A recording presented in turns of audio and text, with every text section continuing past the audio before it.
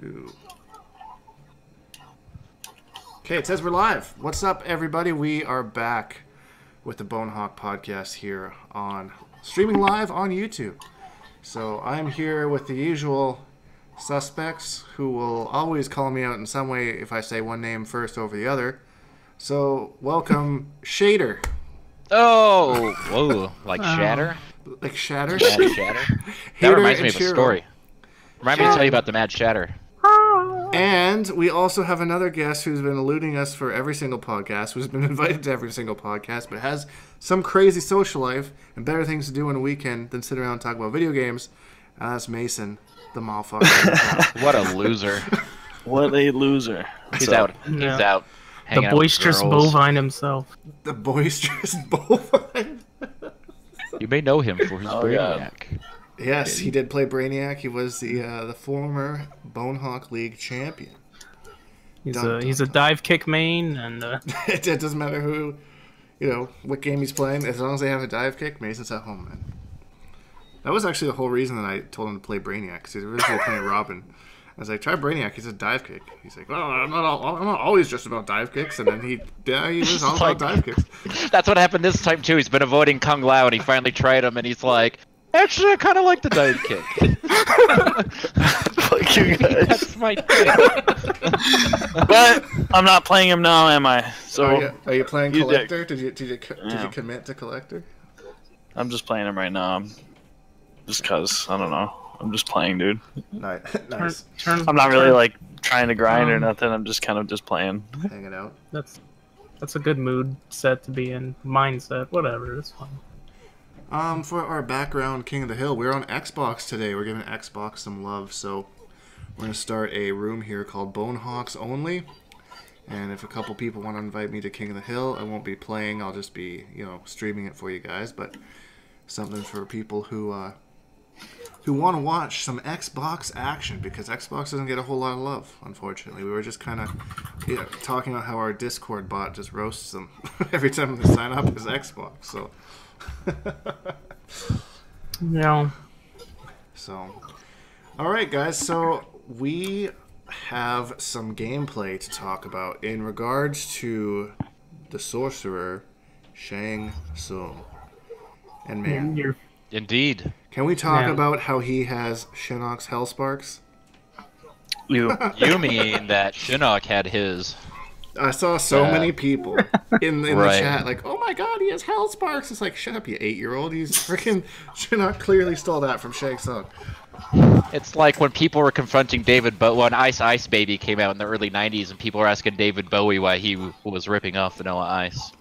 Because of the Under Pressure song. But I thought they said he's had those since like MK9, right? Didn't they say he's had that move before? Yeah, he did. Yeah, MK9, he had the up skulls that were plus on block, and he had the stupid forward up skull that was like a freaking wait. Okay, so maybe I'm thinking of something else. So what are the Hellsparks then? That was what Shinnok had, the vertical projectiles, the King Neutral Killer of MKX. The ones that come up from the ground? Yeah, down for Hellsparks, baby, all day. So aren't those the up skulls that they said? Well, that's what they gave Shinnok, right? That was almost like paying homage to Shang Tsung since he wasn't an MKX. Yeah. And that's what's funny, is that now we see Shang Tsung has him and people are saying that he's got Shinnok's move, when Shinnok had Shang Tsung's move in the first place. Yeah. That's the joke. I see. Oh, okay. Oh, my bad. So watching it, the first thing that I thought was that they didn't mention whether the actual morphing was going to be a tournament variation, did they? No, I don't. Oh wait, I think it's I think the mirror match morphing is part of his core set. I think it is. He's always got that. It's the morphing into the ninjas that's going to be a gear ability or equipable abilities. Right. Yeah. Okay. You're right. They did show that off at the start, because they were complaining about how Sub-Zero is always getting beat up in these things. Yeah. And then there was like some specific reason why they chose Sub-Zero, but they wanted to show the ice ball something, and I didn't see anything too tricky with it. I was just like, what? Yeah, maybe, I don't know. I was watching it like right before I went to bed, so maybe my Krypt's mind was No, all there. I didn't really catch anything either. He did like morph into Sub-Zero and do an ice ball. I wonder if that's the point they were trying to make or something. But you can do ice balls. Yeah. Woohoo! Ice balls for days. it is cool how like they said they made a point to make him more of a sorcerer, or he's always been kind of like kung fu with some fire skulls and stuff, and they wanted to implement some other things. He's got like that corpse drop. He's got the scroll that he uses like in his throws, and looks like maybe a move or two will use that as well. That corpse drop looks wicked. What a cool idea. Wonder if that's like a shout out to Meat, because like you know how Meat was like a character from Shang Tsung's Flesh Pits, you know? Right. Oh jeez. That would be funny. That would be funny. That was indeed him, but I don't know. Maybe I'm going a little bit too far with that. But he's got the. My first question, which I think everyone else's was, can I actually play as old Shang Tsung because he morphed in his intro, right? So I'm like, well, if that's an intro, that kind of. It's a skin. It was a Well, skin. he did morph in his intro, right? Like in the reveal trailer. Yeah. Then when we saw in the breakdown, you actually can have a skin where you can play as old Shang Tsung. So I'm wondering if you can't equip what that intro turns into. If he's just old Shang Tsung and he morphs into old Shang Tsung again. That would be kind of funny. I can only hope. It's like, here's that change of clothes. Like, Dude, with some of the attention to detail they've paid, or lack thereof, to some of these other intros, I wouldn't be fucking surprised. I play Katana, and when she's Revenant, I use the Revenant skin a lot. And she's always talking about how much she despises her Revenant self, or like Raiden's like, oh, Katana's summoning you for whatever, or Yeah. you know. And she's like, I'm not gonna talk to my Revenant. It's like, bitch, you are the Revenant. What is happening here? No, I thought the same thing. That was like one of the first things I said, because Kung Lao and Liu Kang's are even worse. They're so childish when they're humans, and then Yeah, like, and Jake, when they're Revenant form, they're just like talking about like random shit. freaking Revenant Lao, freaking talking about Scarlet and. oh god. But Kung what Lao about has that like movie the cringiest skin, though? intros ever. Like, I hate that character. He's just Yeah, he's slimy. it's just like this.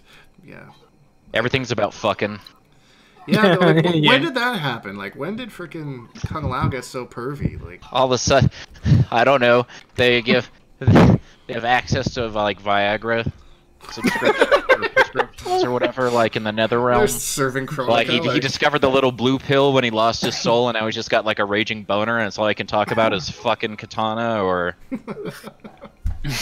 They're just trying to reproduce the Revenants. Like that's like Oh their my big plan to gosh. get more How the Revenants. Shaolin have fallen. It's yeah. The Shaolin have fallen, but my Boner. boner has not. There's a flaccid joke in there somewhere. It's on the tip of my tongue. I can't quite find it. Ooh. Well, I mean, the Shaolin were always known for going into them chambers, you know? What? Ooh. Oh, the butt chamber? We just. Where's this podcast going? This What are we, podcast we're off took a topic. turn What were very we talking quick. about? So Shang Tsung. So he has his triple skulls in the tournament variation. I remember seeing that with Old Man Shang, and the third one gets the crushing blow, kind of like Sonya's. But like I don't really see a scenario where you're only gonna get hit by the third one. Like if you have two ahead of it, like your jump is not gonna jump over two of them. I don't think. It looked. I think it's fast. like when you let go block too early or something. Maybe. But it's like it's always coming, right? Or does he have to amplify it for the third one? Is there like a mind game there? I think he has to amplify it for the third one. Probably. But the third one also looked like it might have been a mid. It was like the I first mean, two it's looked probably high. doesn't. Well, are they all mids or are they lows? I think no, they wouldn't be lows. That'd be crazy. Oh, you're talking about those ground skulls. I was talking about this straightforward. Oh, sorry, yeah. Yeah, sorry. We're all confused. It could be, but I don't know.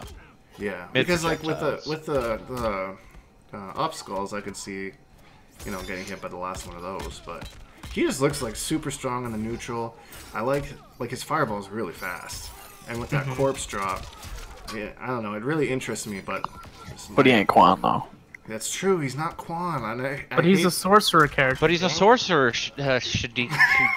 May I suggest you pick up Shang Tsung in the absence of Quan Chi? Have you not thought of that before?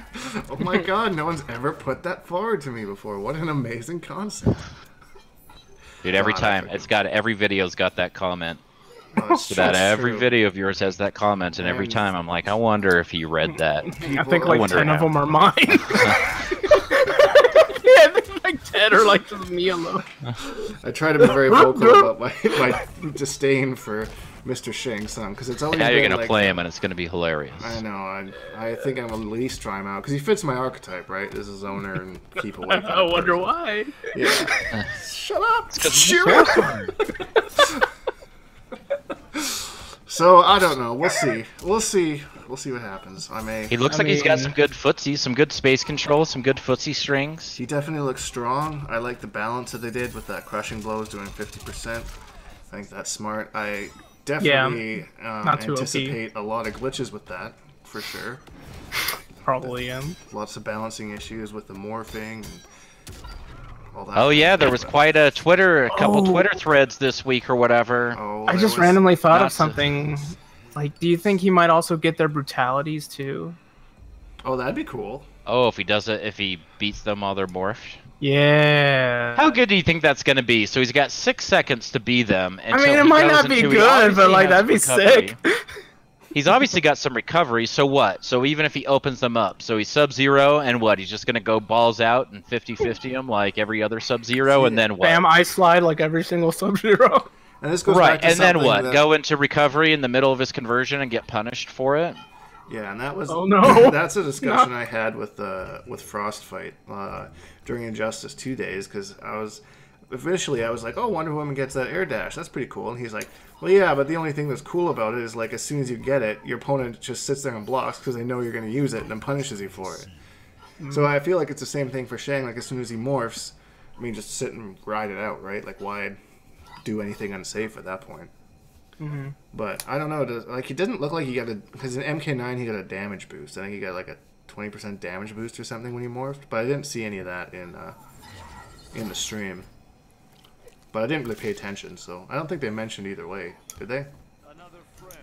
No, but they did point out that his forward throw only does 120 damage, right? Instead of 140.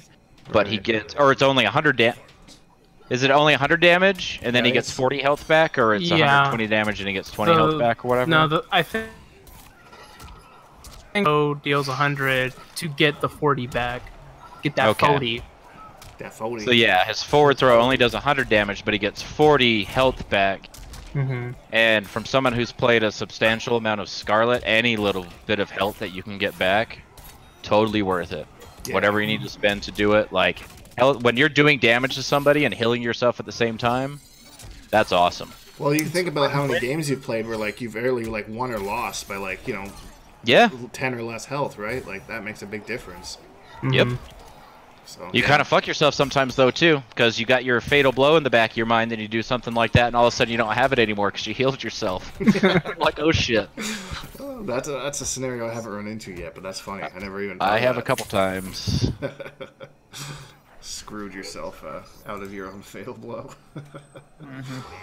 So there was a tweet that somebody that we were talking about earlier about a gentleman who was saying that... Shang Tsung has some recovery when he comes out of his soul steal, out from morphing into his opponent.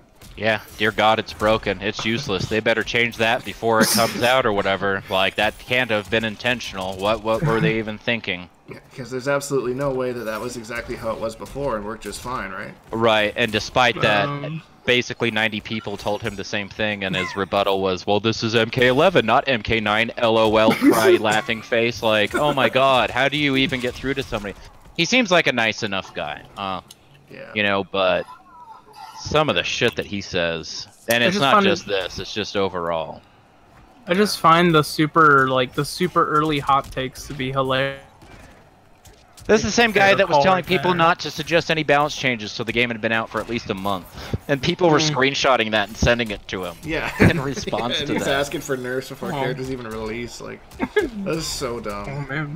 Like, look how many changes they can make. Like, I kept looking like when I was watching on the stream, and I was like, well, that does like a lot of damage. But then I remembered like some of the stuff that would happen like before release that they were showing us, and that like it changed a lot. So. Yeah. It was only like a couple weeks, so...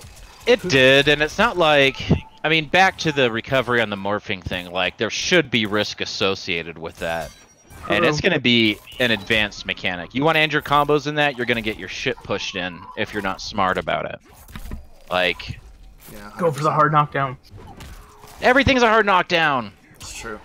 There's no tech rolling in this game. You can wake up roll for a resource, but everything's technically what we know is a hard knockdown, or have known in like the last 3 games. Yeah, it's true. Is what every knockdown is in MK11. It's just a matter of hit advantage. Yeah. Yeah, I'm playing around. Then you have like the 8-way guessing game on Wake Up, which, this game, Yeah. Don't even get me started. dude, this fucking game. Layers. Layers. Yeah, layers. Call it layers. It's like I was watching Rufal Monger's new tier list or whatever, and he was talking about honest characters and how that's code for bad characters. Just you're being nice about it, and staying away from the word. That's what I just heard when you said layers. That's like, I remember when he was saying that about like Shao Kahn. Yeah. Honest character, no gimmicks. I like him. Speaking of YouTubers. Oh wait, that was before the stream. Yeah, that was before the stream. Let's not go down that. Oh yeah. let's stay focused. Yeah, focus. So, the lore that they were saying about like why Shang Tsung's back is that like Kronika, he existed in another timeline or something, and Kronika was like, yeah, nope, you have nothing to do with us, and like locked him away or whatever. And when the hourglass was broken, because he'd betrayed absolutely everybody in every timeline, right? So she couldn't trust him because he betrayed Shao Kahn, he betrayed Quan Chi, he's betrayed everybody that's ever aligned with him. She clearly watched Game of Thrones and knew. Yeah, she watched Game of Thrones. She's like, you know what would be good good closure for these 2 characters? Let's have Jaime and Cersei just... Hey, whoa. Mason's been like 2 weeks. There. I'm inspired, but at this I will point, respect Mason. Yeah, we're not a Game of Thrones podcast. So. Rewatching the series. Wait, this isn't a Game of Thrones podcast? What have we been talking about? I'm in the wrong place. Shit. Oh, Shang Tsung. So that's what we're talking an incredible about. Job at avoiding. I thought he was a new character from Dorn. We'll keep it up. Dorn plot line. Anyways, so did you just say the Dorn plot line? Yeah. Yeah, right? Finger quotes? We talked, I think, last time a little bit about, like, or did we? I can't remember if that was just a conversation I had or if we talked on the podcast about, like, the viability of Shang Tsung's island. And, like... Oh, we talked about that a little bit because people try to blow me up for it because I said this probably takes place on a separate timeline or, like, way far in the future.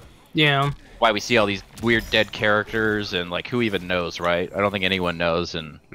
all sorts of people had shit to say about that. Yeah, that could like make more sense. And like this is like his island is where Kronika kind of banished him to in like a different timeline. That's why like Goro's dead on his throne because like I believe in the lore, which was considered canon, if I am not mistaken, in the comics, Goro got his arms ripped off by Kotal Khan. Kotal Khan.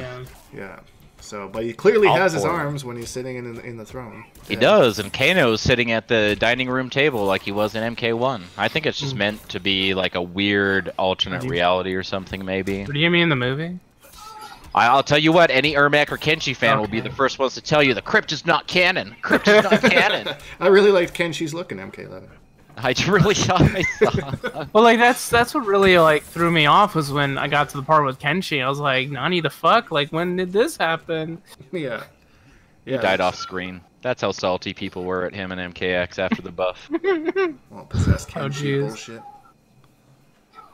Pretty crazy. Pretty craziness. So I think that's like everything Shang Tsung. Did we miss anything with Shang Tsung?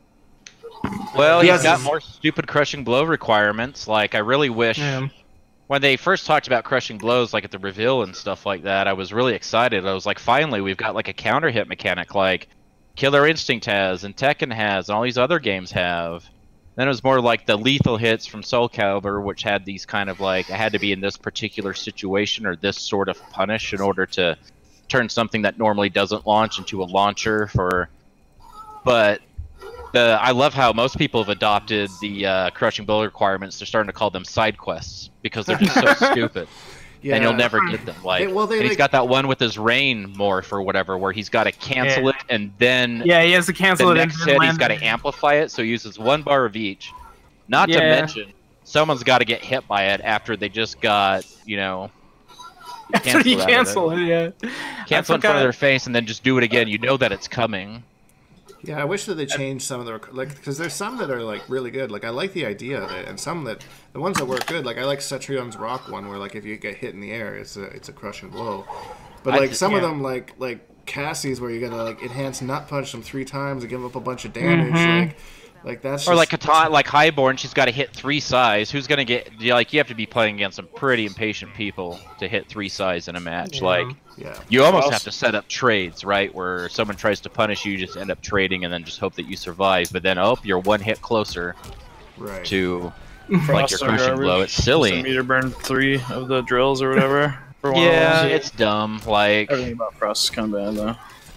So I'd like to see them like adjust some of the crushing blows as like a balance thing, just to make it easier for some of these characters. I would like to see them not do more damage than a fatal blow as well. Like some of them are stupid. 340 damage really off of a crushing blow. Like I'm not talking about a conversion, like a launching conversion or anything. Like these single hit ones doing like 310, 320, 340 damage. Like Jesus Christ. I mean, you could kind of argue that it balances itself out, but some of the requirements are pretty crazy. Like I think it was on Twitter. Crushing blow requirements be like, and then it's the clip of SpongeBob trying to do the perfect bubble. Alright. It's like double take 3 times. 1, 2, 3. For real. Step on your right foot. Don't forget it. It's like, I legitimately want to know if there's anybody out there in the chat that plays the Dark Sabbath tournament variation of New Cybot in a real match. If you've ever gotten that Shadow Clone crushing blow to where you have to connect 10 of those. Well, you could challenge the person in the Koth right now because that's what's playing. Oh. Yeah, see if they can do it. Yeah. Well, ask them. I was like, do you have ESP or are you watching? Of course I'm watching the stream. Why wouldn't I be doing that? Does his clone attacks count for like his strings and stuff? Like when the clone. I mean, you can connect them. You can do it as a combo ender and stuff, but I don't think it's quite optimal in certain cases. A lot of noobs like to go for the restand because he can go into like his auto shimmy string versus his throw, and I mean it's still his turn. He's +5 on that. It's kind of dangerous to challenge him depending on what he's gonna do. Like if he's good at mixing up his options and stuff. So I see a lot of that of them catching out on damage by just ending it in another teleport. Yeah, that's true. That is true. So I don't think many are ending in that clone, let alone like 10 times, then hitting, you know, in between combo enders and just throwing, because in the neutral, it's slow, it's got recovery, it goes away if you get hit out of it. His other projectile, his Spirit Ball, is way better projectile option. Yeah, that's pretty quick. He's also got that crushing blow off of his low to where they have to be stand blocking for it to crushing blow. And who the fuck stand blocks against Noob Cybot? What kind of Noob Cybot you got out there like short hopping you to death or something? He doesn't have any overheads. I think the question is who stand blocks. I feel like crouching is so strong in this game. Yeah, oh man, there's just not too many it feels like almost every string starts with a high. Yeah. It feels like that. I introduce you to Jackie, my friend. Eat mids all day long. That shit is just... Every time I hear somebody say, just crouch and don't block, it's like, you're gonna eat mids for lunch, sir. You do that. Maybe on a read or something, on a throw. But... delicious meaty mids. I like my mids with extra meat. I like mids 9 frames and 0 on block. Yeah, yep. Hey! It's fair. She needs it. Yeah. So, along with Shang Tsung was announced some characters that we kind of already knew that were leaked before, but we didn't want to talk to them about them on the last podcast. So, there's Sindel, Nightwolf, Spawn, and there's one more, I think. I think that's they all said they 2. announced. That's all they announced. That's all they announced Oh, yeah. officially, and then there was a little teaser. so excited at the for end. We heard the Nightwolf. chainsaw, and then we heard the Terminator music. So there was a rumor going around, and I don't know where it came from, who started it or whatnot, but that this Nightwolf could actually be a female, and that like the term of Nightwolf is like just a title. yeah. It came from. So I've seen this brought up a lot since the DLC announcement. That came from the dialogue that was leaked from this, where the first DLC all leaked. Right, was from the Switch downloads and decryption and all that sort of stuff. Yeah, they mined the data on the Switch. Switch. And a bunch of dialogue was mined from that as well. And I think there was some dialogue Nightwolf had with a character where actually I'm trying to. They had pull up asked if there'd ever been a female Nightwolf, and he said that it was a possibility because it's a title, not a person, like right Batman or whatever, right? Batman. Yeah, why that? I'm pulling up the Rufelmonger video where they talk about that actually. Yeah, that could be really interesting. I mean, I like that angle to it though. I think that's cool, and that kind of goes along with you know, a lot of the First Nations or Native American kind of cultures and stuff, right? It's totally something that.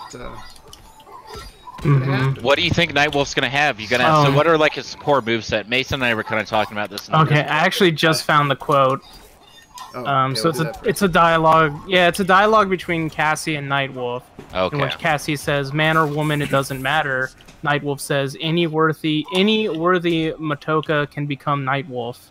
And then Cassie responds, "I like how your great spirit thinks." Huh. Well, that's pretty telling. I think that says a lot right there. Yeah, I think with that it would mean that Nightwolf might be a female. At least that's my take on that. But yeah. Be interesting to see the design. This Aaron Black one's kind of funny. How about that? Cowboys and Indians don't expect history to repeat. Why should I expect anything else? Okay, that's pretty clever. Oh, Aaron Black. Oh man, that might ruffle a few feathers, I think. So what do we think Nightwolf's gonna have? You think so? What were his core moves? Mason and I were kind of talking about that, right? He had the spirit bow, he had the lightning, he had the shoulder.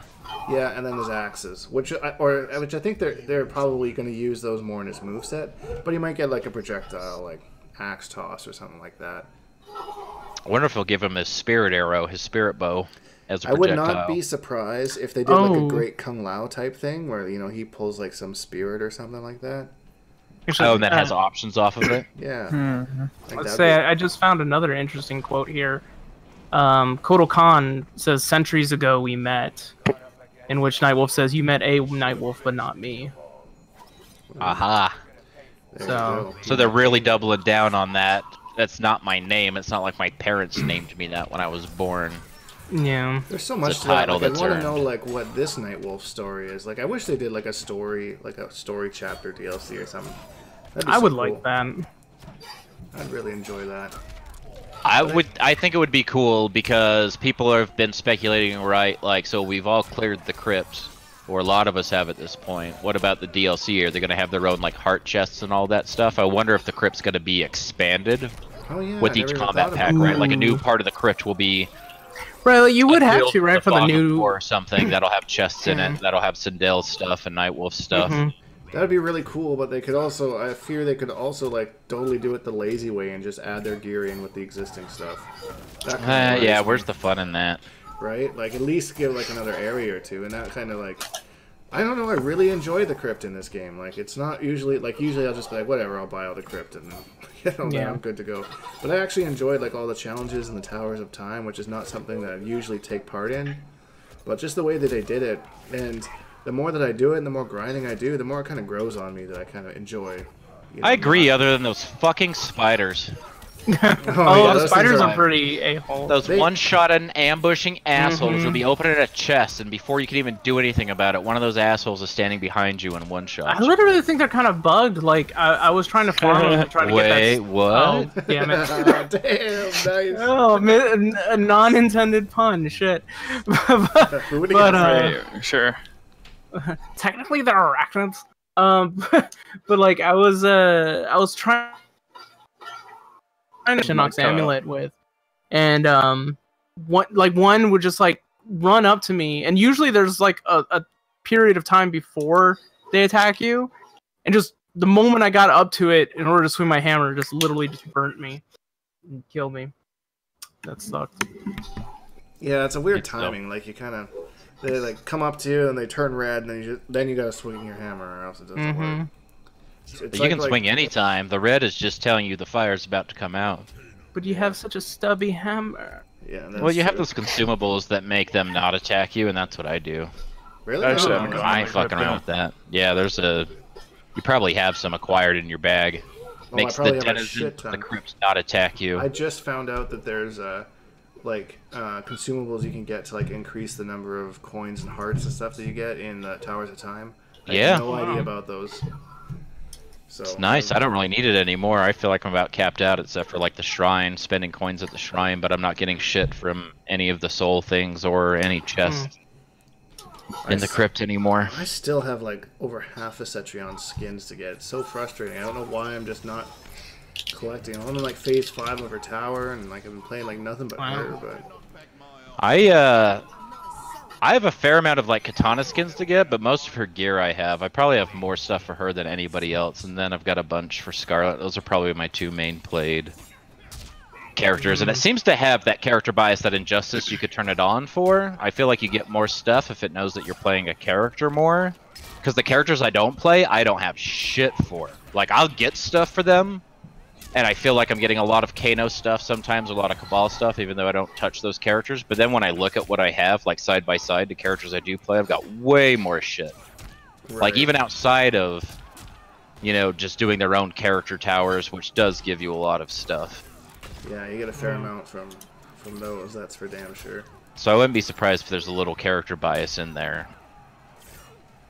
So Mason, you're being awfully quiet. Yeah, Mason, you haven't talked at all. I haven't explored the crypt at all.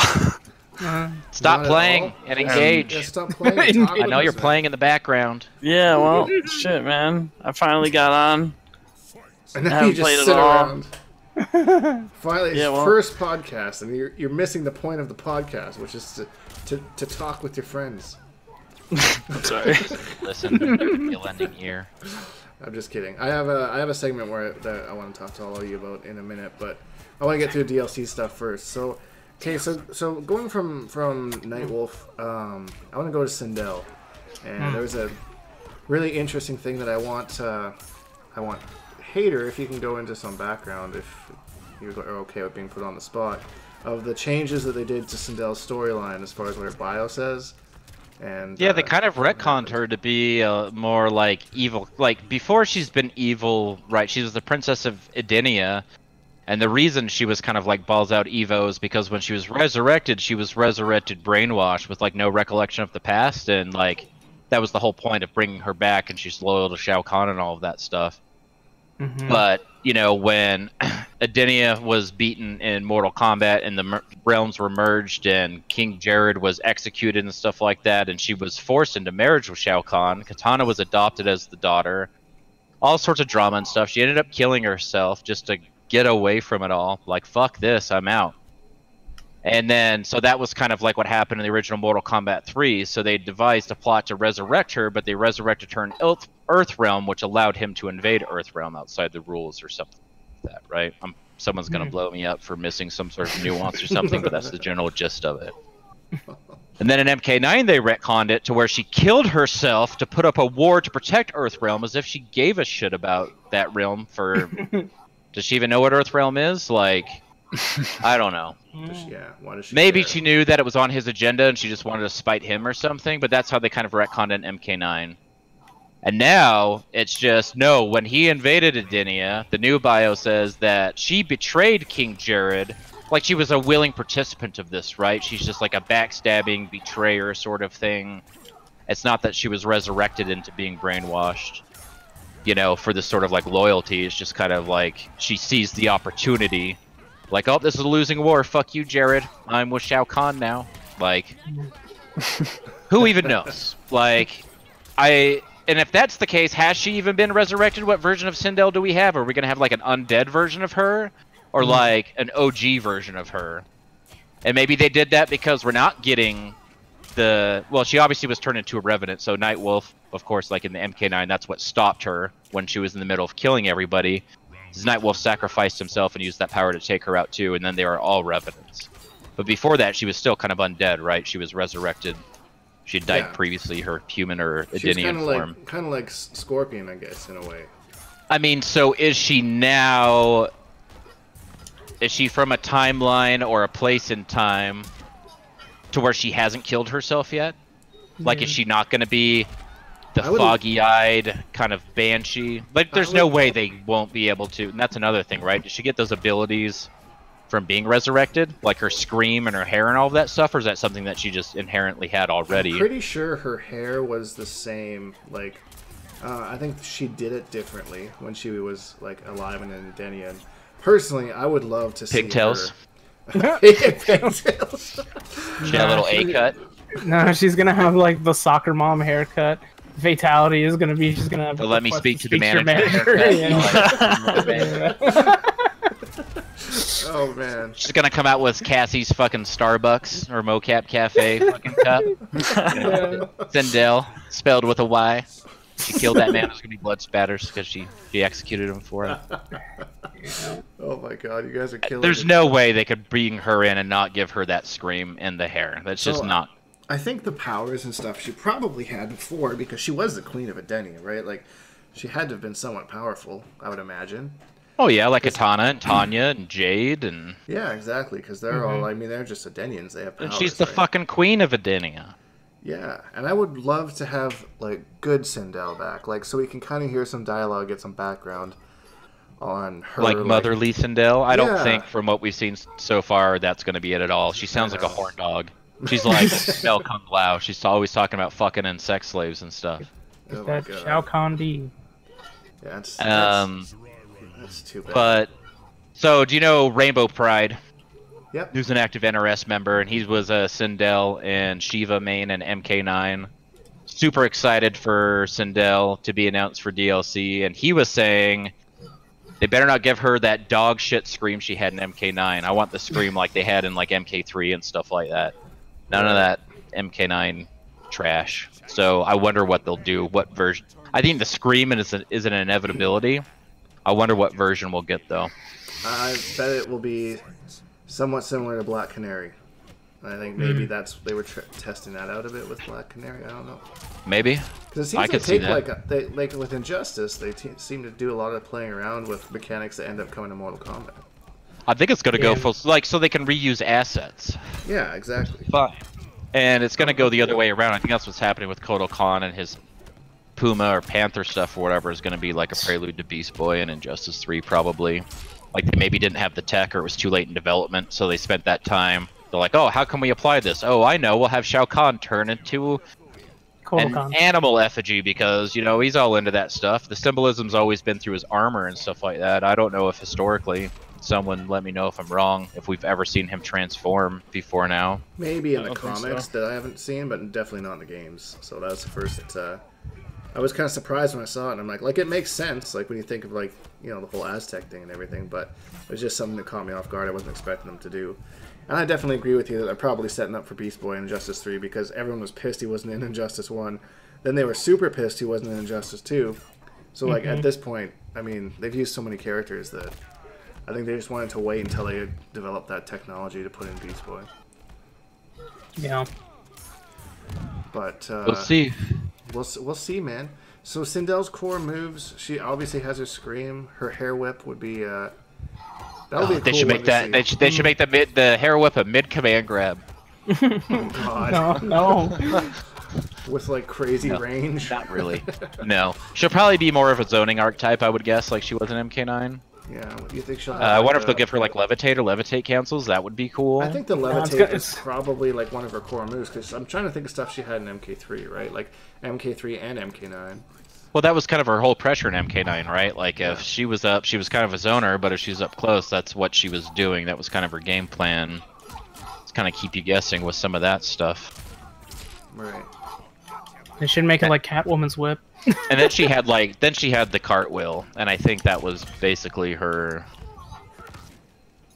deal. The projectile, she had the low projectile, the air projectiles, the levitate. the hair. Yeah, she had The some MKX decent version of her that you fought during the story mode was just a port from MK9. Yeah, you could tell. Same with Baraka. That it was just like a reskinned MK9 Right. thing, no new moves or anything. So. That made me so upset. Right. Seeing Baraka and MKX like that. Yeah, and he was just getting this stupid ass alien character that everyone's just like, oh, just play alien. He's just like Baraka. Dragon's like, what? He's from a movie? He's got claw thingies. I did play alien, but it wasn't the same. No, it's not the same as Baraka being fucking manly as hell and just slicing you to bits, man. It's just not the same. So I'm holding out for Sindel. If we can imagine that it'll be a monthly release like it was for Injustice, so we would get Shang Tsung in June, and assuming that the order that they were announced in the trailer's the same, that would make Nightwolf July, Sindel in August, and then Spawn in September. Man, Spawn. What do you guys think? I don't know anything about Spawn. Like, everyone's wanted him in Mortal Kombat for, like, ever, and he's finally here. Like, what would be some things that, like some special moves for him, do you think? Well, chains, giant axe. his chains, right. So he's got an axe. He's got chains that can be animated. His cape is animated. He uses guns. I hope they don't implement that. Actually, we have enough of that shit in this game already, and he's kind of like like an outworldly character. Sure. I don't want him with a fucking Uzi shooting. A Mortal Kombat character with guns? What? That doesn't already exist. But a character like that, like it makes sense, I guess, in the comics, but I don't feel like it's really. Well, it also was kind of the '90s, so that was a lot of the edge, aesthetic. Well, it's like not the just Rob that. Lowe's Like and the whole. shit. So. Well, I just meant like the reason for his character was created by Todd McFarlane. When they left, there was a big purging at Marvel, right? So Todd McFarlane was the guy that did the Spider-Man comics, like in the early '90s. Like if you're familiar with Spider-Man from the early '90s, when his artistic style changed to like his webs had like little, almost corkscrews around them. They were given like this little swirly effect to make them look like they're in motion, and apparently the Marvel studio heads hated it. But Todd McFarlane insisted on it, and he was kind of like a prima donna and stuff like that. A bunch of them ended up leaving and starting Image Comics. I didn't like those swirly effects they had. So, when Image Comics was started, that's where Spawn came from, and that's a character that Todd McFarlane created and been working on for a while. Yeah. And he wanted him to be like an evil version, sort of like the powers of Superman. But his problem with Superman is that he's infallible. Outside of like kryptonite and maybe some magic or whatever, like what can't this guy do? He's got so much fucking plot armor, like the stories aren't even exciting. Right. So he's as powerful as, say, Superman, but his power is finite. He has a source from hell for his magic to use his cape and use his chains and use all of his other sorts of stuff. But it brings him closer to death and shit. But it brings him closer to like extinction, right? So he uses guns when he doesn't need to use the other shit, so he's not tapping into his life force.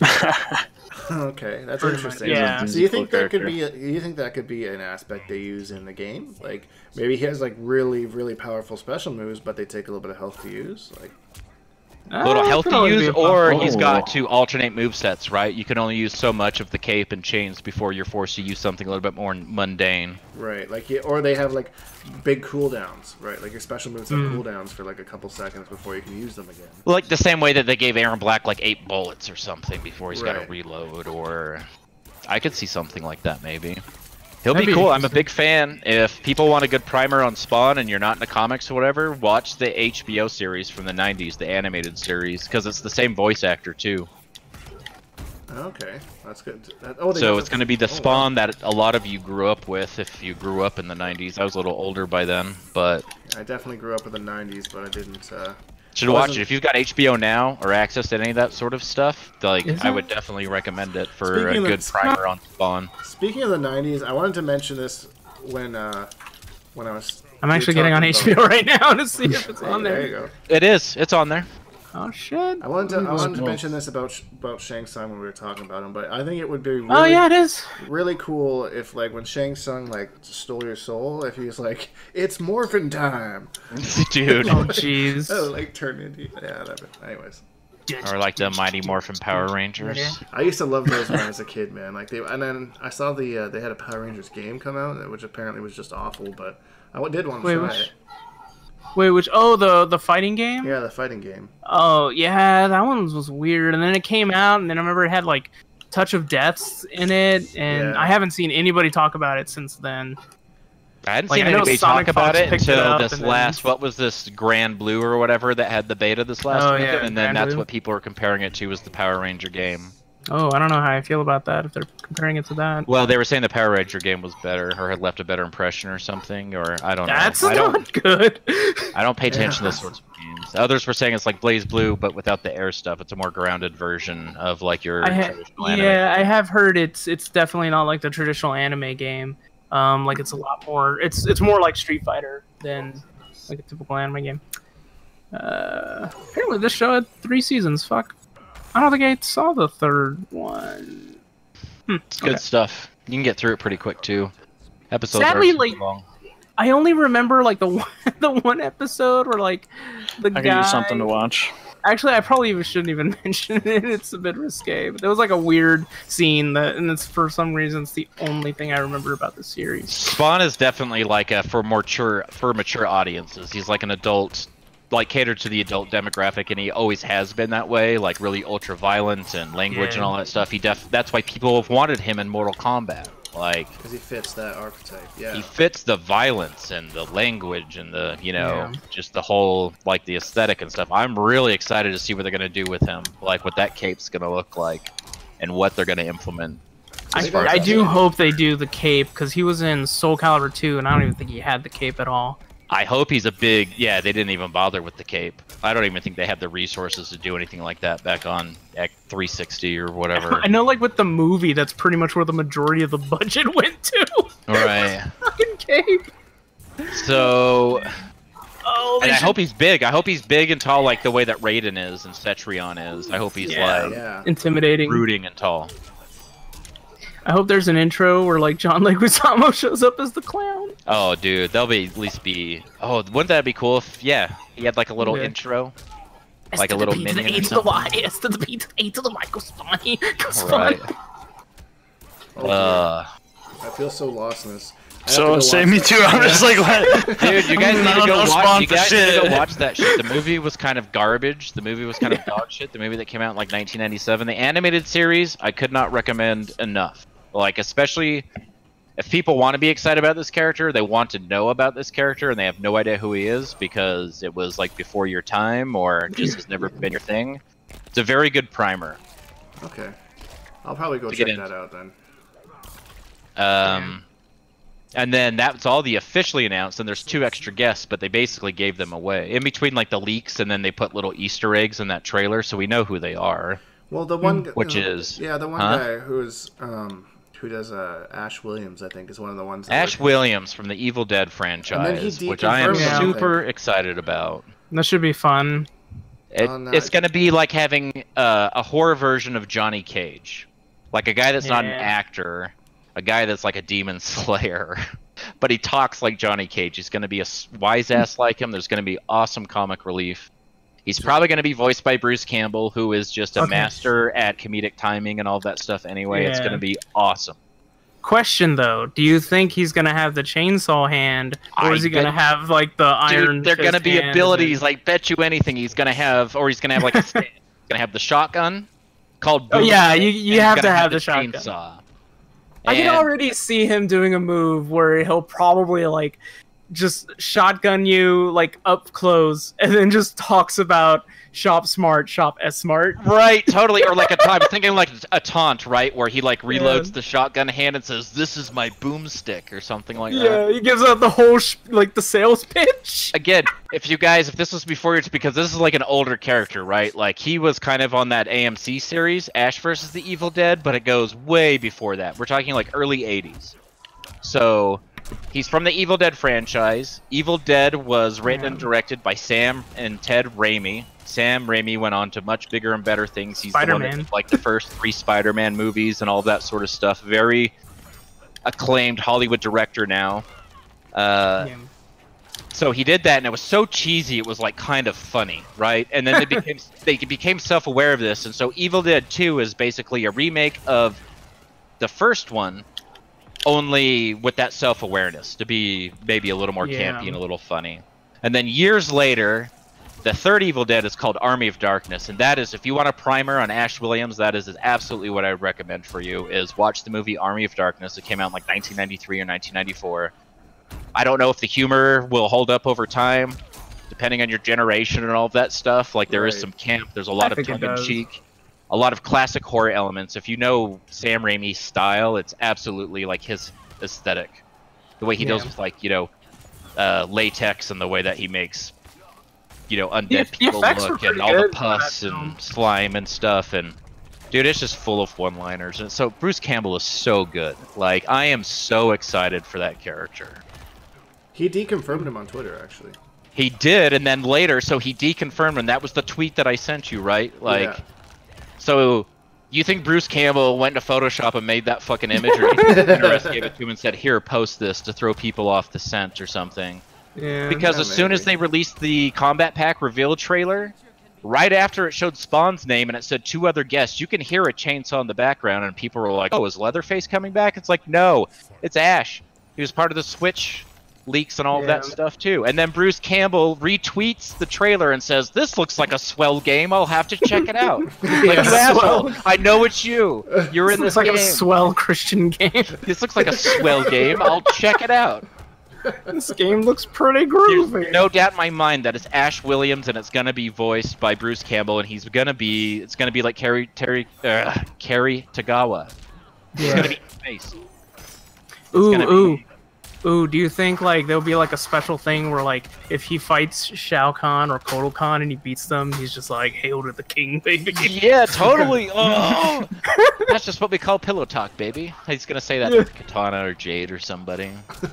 Dude, it's gonna be so good, and there's gonna be one-liners about his big chin, and it's gonna be awesome. I'm super excited for Ash Williams. And then there was some music at the end of that trailer too. That sounded a lot like something from a franchise about futuristic robots that want to kill humanity. That happens to have a new movie coming out in November. You mean from the ever classic '90s cyber noir hit? RoboCop. Actually, the first Terminator came out in the '80s. Oh, it was the '80s. Oh, fine. He said RoboCop. Which was like a rated R like horror movie, and then there was like the PG-13, the big one that had the Guns N' Roses song in it and all that shit. That was like 91 or 92. Terminator Judgment Day, which was the second one. Judgment Day was rated R. Was it? I'm pretty sure it was. Oh, maybe it was. To the IMDb movie. But it was definitely more of like a blockbuster sort of movie. The first one was more of like a suspense sort of like horror sort of movie. Yeah, it was a classic. It was definitely like mainstream. So if they have the Terminator, do we see Arnold for the voice? Maybe. So. Yeah, budget. Rated R, 1991. Bruce Campbell and Arnold Schwarzenegger all in one DLC pack. How much money are they throwing at this thing? It's gotta be big, man. Unless they bring the one from the third movie. I mean, do you think his battle damage over time will make part of his face rip off and reveal the Terminator thing underneath? Maybe. That would or do you think I could definitely see it as a skin, probably. Dude, I think that could be cool. I'm not much into like, missiles and lasers and stuff for like moves. I'm more into like magical elements and stuff, and I'm not huge on the franchise, but it could be cool. I was say it could make sense too, because that new film is going to be coming out soon. Yeah, I'm sure that's why it's part of the DLC. Well, they did that with Hellboy, right? Like Hellboy had a movie come out sometime around. Well, not around then. It would definitely because the movie came out just like a few months ago, didn't it? It looks like that lady who played Daenerys isn't coming back. Good, because she was awful. Whoa. And that last one, what's her name? Emilia Clarke? Yeah, I think it is Emilia Clarke. She wasn't very good in that movie. That movie just wasn't very good overall, but it was a bit weird. Boy. Yeah. No, Mason. Sorry.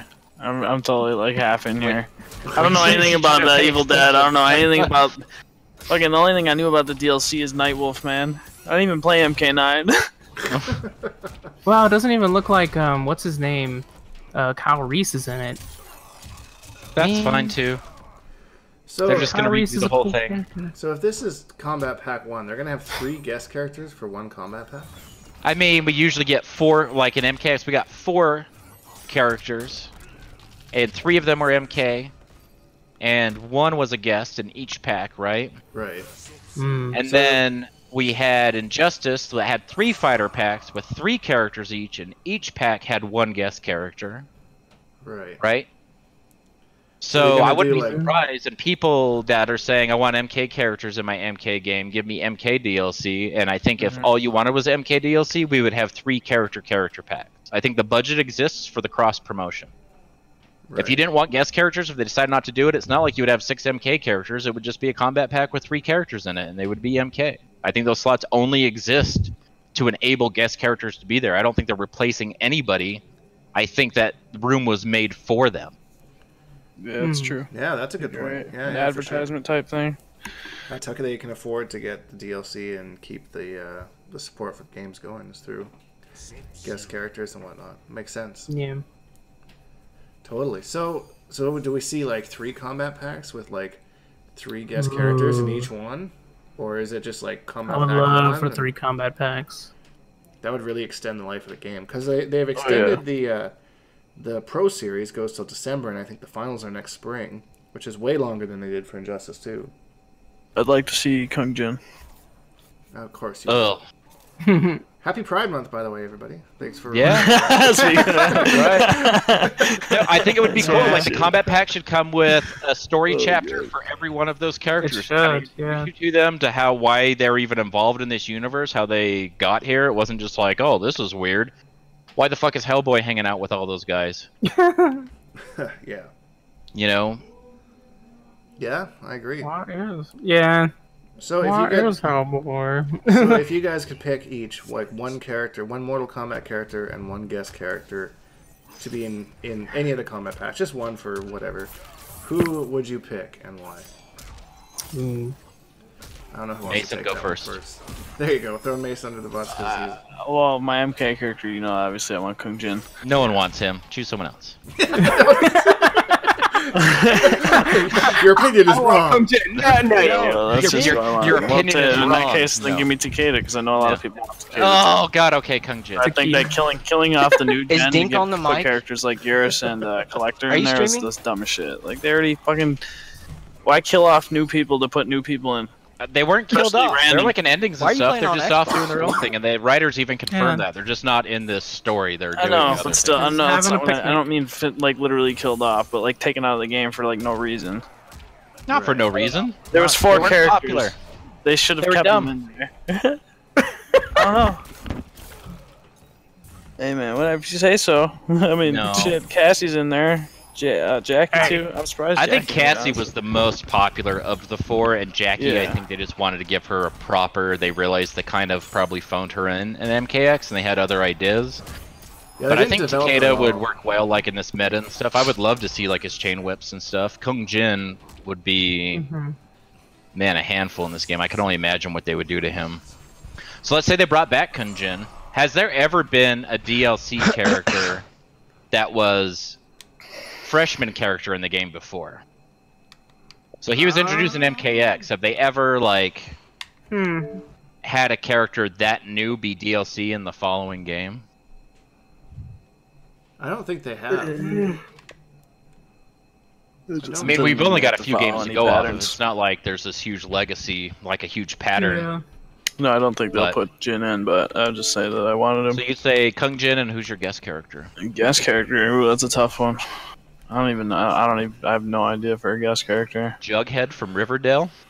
Oh my god, I would love that. I love that show. That's like my favorite show right now. I'm really sad I'm in between seasons. I've been tempted to watch it, but I haven't gotten around It's to it. 'cause really good. It's a little teen drama-y, but like, Yeah. I don't know if you want to. It's. Well, I mean, I do legitimately like Archie. Like the recent run written by Mark Waid was actually really good.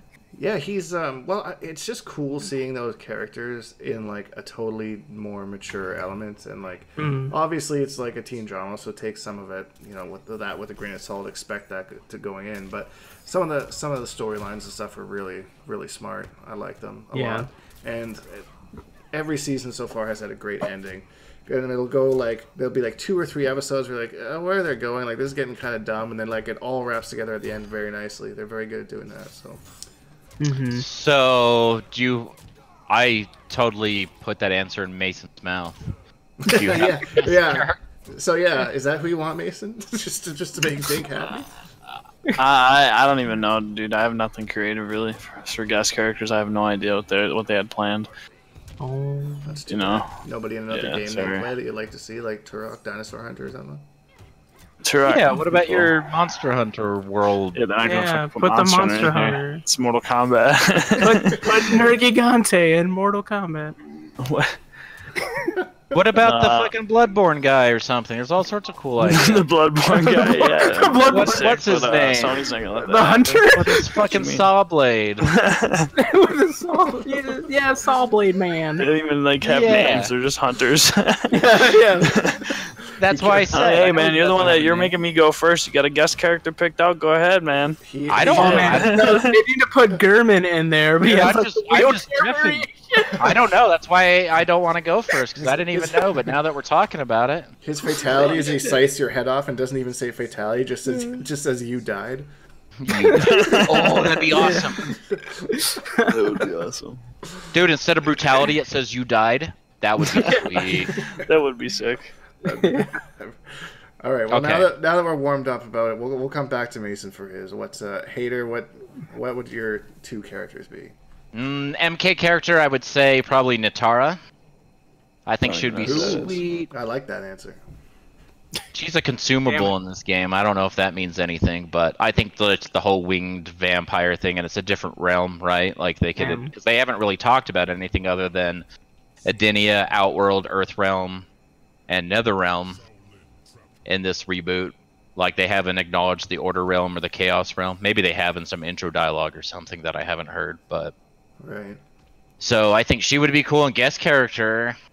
I think they should, because they have got the properties and stuff. He was in Injustice 1. They should do Lobo some justice.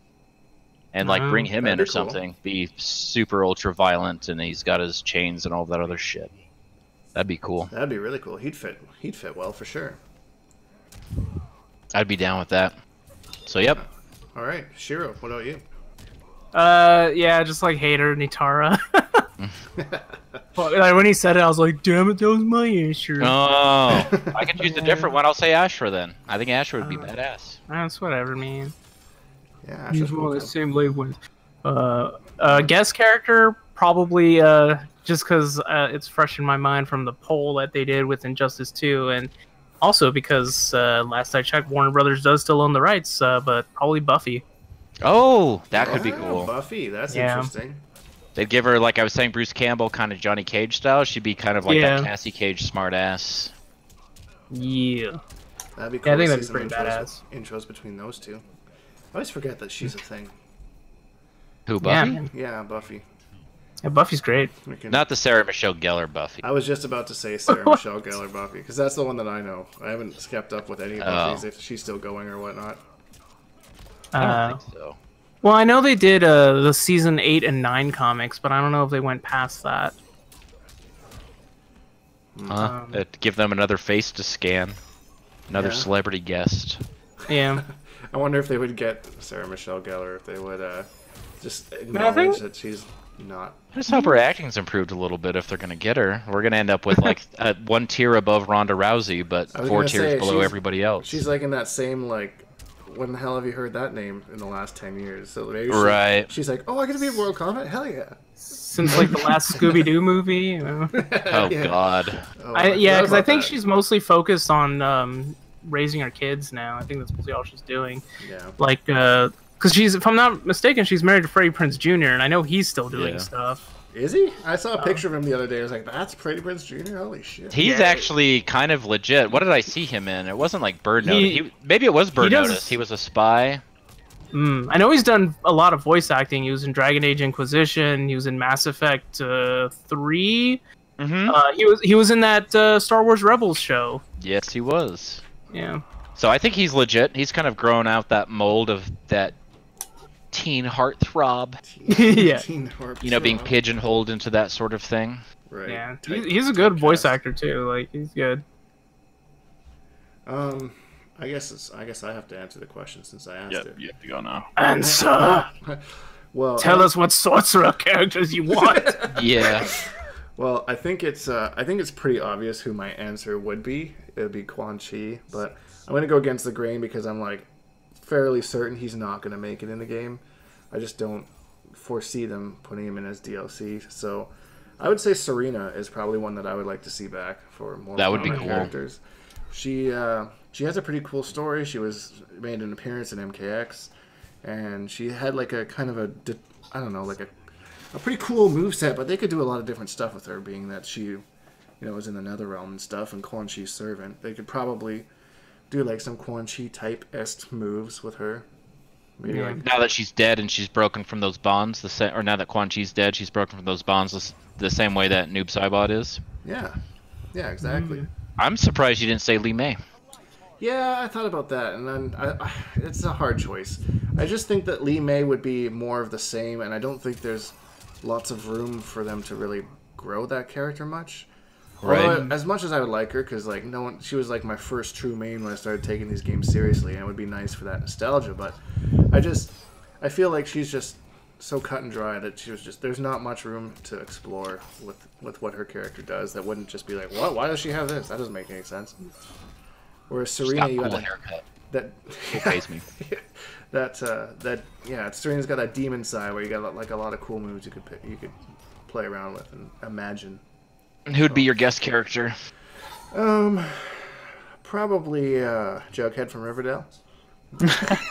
No, I'm just There kidding. you go. I'm not really sure because like I'm trying to think of like all the different games and stuff that I've played that like have cool characters like that, and I can't think of too many. Like I played a lot of Dark Souls and Bloodborne, so yeah, like the Hunter from Bloodborne would make sense. I think that could be one that if they did like console specific guest characters. Yeah, for Sony. Yeah, that's what I was gonna say. Yeah. Why not Kane from Command and Conquer? Yo, that would be so OD, man. Okay, absolutely. That is my guest character. Command and Conquer. That's some friends points right there because For the Brotherhood. How I feel about those games. Yeah, that would be really cool. Oh man, I've been watching so much StarCraft lately. I'd be fine with Kerrigan being in there. Oh, that'd yeah, be pretty there you sick. There you go. That would Never, be. we'll never have. Nova, more gun That'd be sick. characters. yeah, totally. What about Clementine from the Walking Dead Telltale series? I don't know who that I is. feel like they did Negan in Tekken, so they probably wouldn't do that in Mortal Oh Kombat. yeah. But Someone in the chat said Pinhead. Pinhead would be cool. His name has actually been thrown out a lot leading up to even before Mortal Kombat 11 was even announced.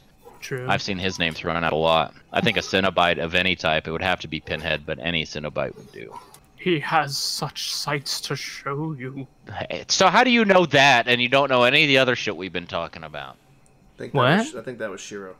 Yeah, Oh. me. Okay, I was like, Mason. I'm sitting here quiet. I'm like, knowledge. the fuck is this dude talking about? Shiro was just, Yeah, I just suddenly learned how to do a voice of Mason. he's doing a Pinhead. Very specific voices. Don't ask me to do anymore. Oh man, that was pretty great. I love that. So yeah, so they have the Combat Pack 1. It wasn't spoiler alert, maybe, I don't know. Wasn't Shiva like supposed to be? Yeah, in the Combat there's Pack? 3 Yeah. others. So we know 9 characters, and there's only 6 in this DLC pack. So we have 3 others from that same Switch leak that will be probably in the next combat pack. Oh, okay. We know Yeah, one of the some- guests and Interesting. 2 of the core characters. Yeah, there were also like speculation of Joker for some reason. Right. No, Joker was part of that leak. Like his Yeah. name was in those same Oh. files where all these other 6 names came from. Was it? Was I'm trying to find Joker- him in this video. Joker, Shiva, and the third is escaping me. Mm, John John Wick. No. Yo, Oh, John John Wick Wick, would be that a would be pretty sweet cool. guest character. Hey, Neo. we got any They said dogs? Neo was almost in Injustice. I saw a tweet, and I don't know if it was made up or not, but it was by Keanu Reeves. It says something like, "Pet your dog, or I'll kill you." It's kind of funny. I'm gonna look this up. That third character is gonna drive me crazy. Yeah. So It that's was interesting. Joker, who has a movie coming out later this year as well. Yeah. Are they bringing back the what's the emo guy that played the young Joker in Suicide Squad? Oh, Jared Leto? Yeah, Jared Leto. No, it's No, it's gonna be Joaquin Joaquin Phoenix. Oh, really? It's a different Oh, that's a story. good Different choice, actually. story. That's a good. Yep. That's a good choice. I like that. It's like an origin story for him. The other MK character is Fujin. So Fujin, Shiva, and Joker. Fusion, yeah. Ooh, People have that'd be been cool. complaining about Fujin not being in games for like. He's like the same thing as Rain. Yeah. Like, I hear people feel like they have equal fan bases clamoring for them. And people keep saying there's supposed to be 19 DLC characters in total, but I can't find. That's any because sources that on leaks had 19 skins or something, or they said that there was 19 skins in the combat 19 pack, additional as if skins. that's 19 separate characters, and I'm not sure that's the case. Oh, I see. I think those skins include the classic ninja skins that we've already seen revealed. So we've got 3 of those: Scorpion, Sub-Zero, and Noob. All get their classic ninja skins. And then, I mean, there'll probably be other. I'm interested to see what the skins will be. I hope it's not like 7 versions of Ninja Mime, like what we already have. They're That really came with the pushing pre-order. Ninja Mime for some reason. In the tournament variation, we put this Easter egg of the mime. Like, what? Yeah, I don't know. It's always just MK lore, man. Like, it's one of those things. MK fans, like, oh, haha, Ninja Mime. That was one of his. Well, I mean, it's like a joke, right, from the movie poster. Yeah. From MK9. Yeah. It reminds me. Anyone ever watch 30 Rock? I've watched a couple episodes of it. Tracy Morgan, one of his movie posters in his room was Who Dat Ninja. That was one that he did. That's what I always think of. Who Dat Ninja. All right. I mean, that's kind of like the trope, right? Like, everybody's got the cringy ninja movie. Yeah. Beverly Hills Ninja. Yeah. Oh, that was a great movie. 3 Ninjas. Chris Farley's the fucking shit, man. I love Chris Farley. Was it 3 Ninjas Surfs Up or something like that? Oh, was Jesus. The sequel? Or was it just Surf Ninjas? I don't even know. How does this shit get funded? Who thinks this is a good idea and they're gonna like throw money at it, pay people to bring this to fruition? The 90s. It was the 90s. It's a strange time. Pays for it. So with the Shang Tsung release, I don't know. It seems like it'd be a good time for them to drop a balance patch at the same time. So right before CEO, I'm gonna go AFK for just a quick second, but I want to ask you guys, what changes do you think could be made to whichever character you play to improve them in total? So I'll let you guys. I don't know. Let's go with Shiro first this time. He hasn't gone first, I don't think. And then give me like 1 second. I'll be right back. Take it away, Shiro. Oh man, means he's not gonna listen to you.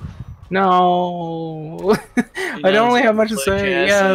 Like I play Cassie, and obviously. Let Shiro go first, and then the listener here. Ask the fucking Cassie main with the fucking. Right. Yeah, I mean, I think her crushing blows need to be fixed. I agree with that.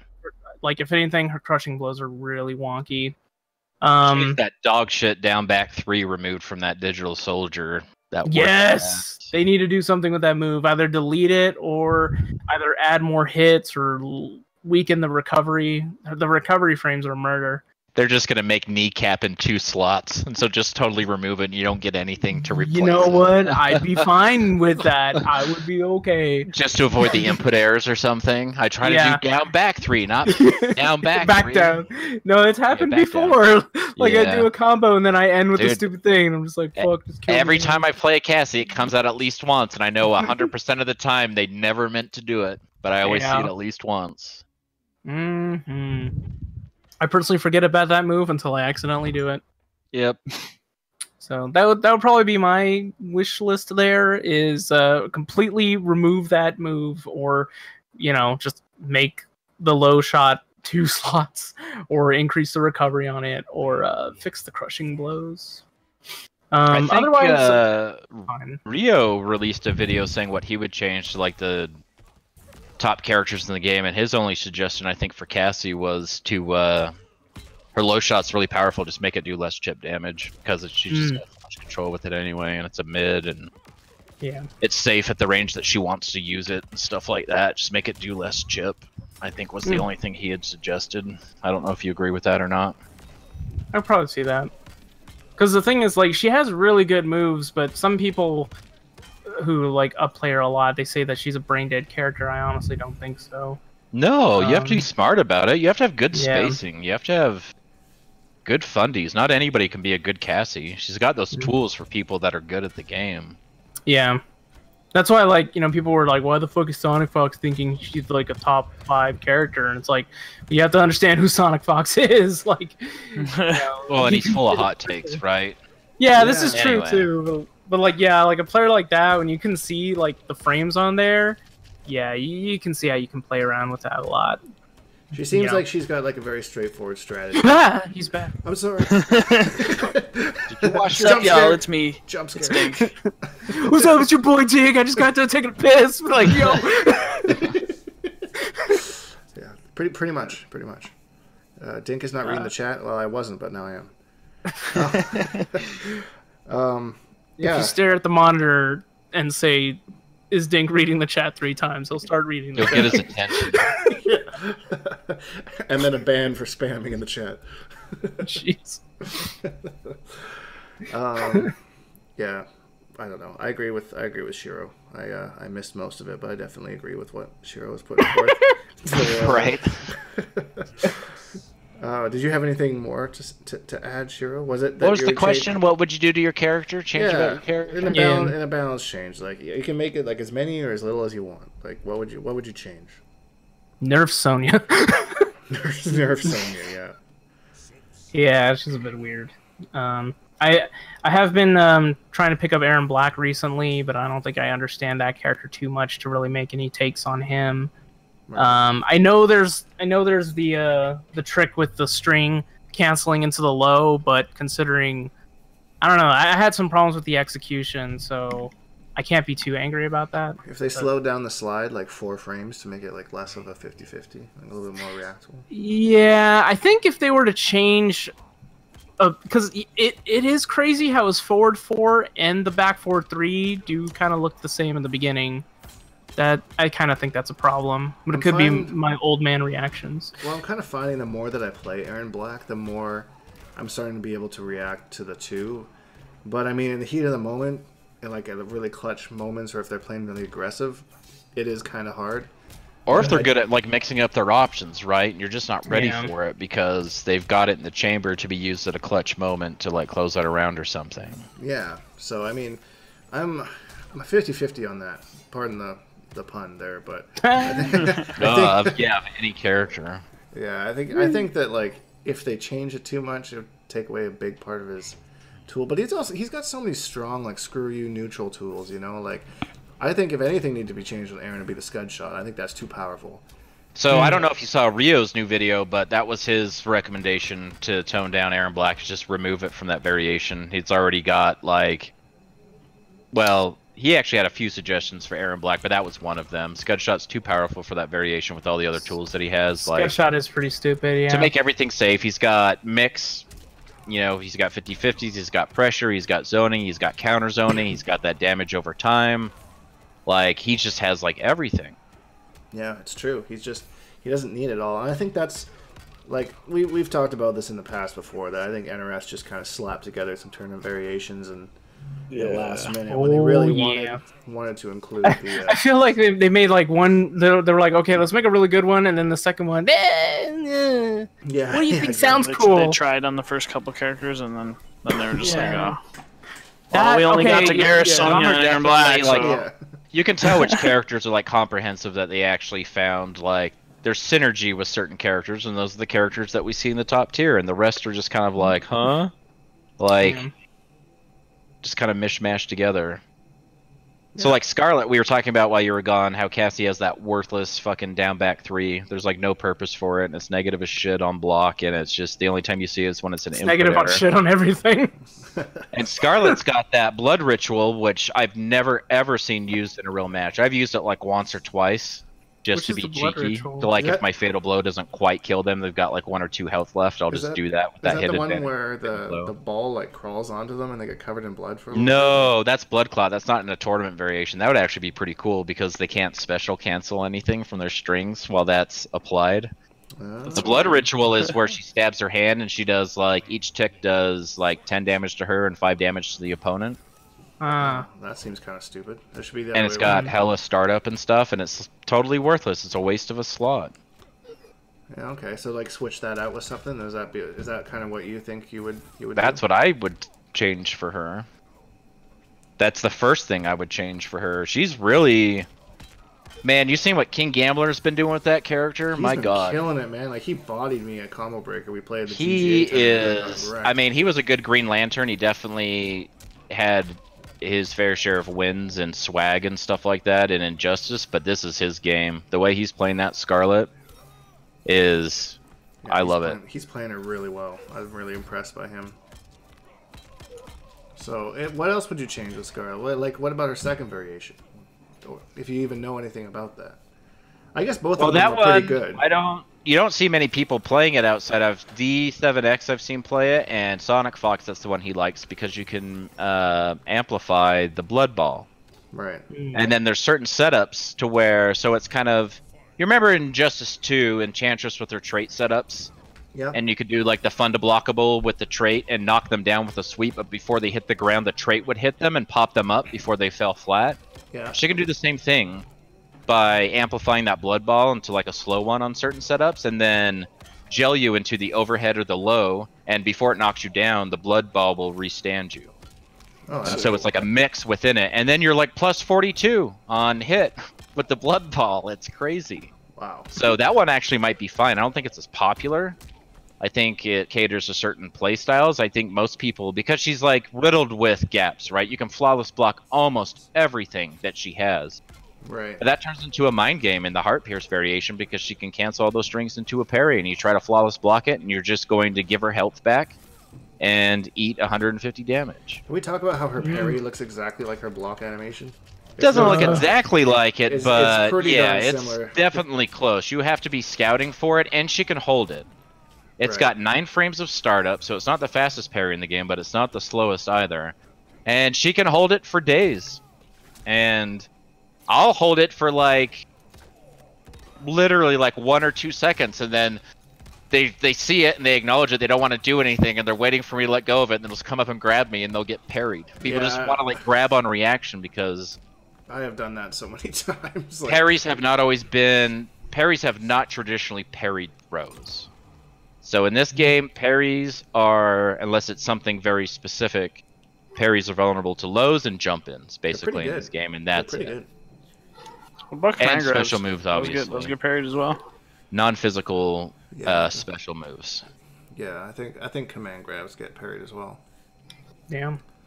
Yeah, Unfortunately. shadow kick, things like that, but like projectiles obviously won't, and Right. things like that. So the parry's super strong, and it's just another way for her to get health back, and it's got a crushing blow attached to it, if she can get 3 of them. Wow. Handy. Yep. All right, So I think Scarlet's actually pretty solid. Like she's in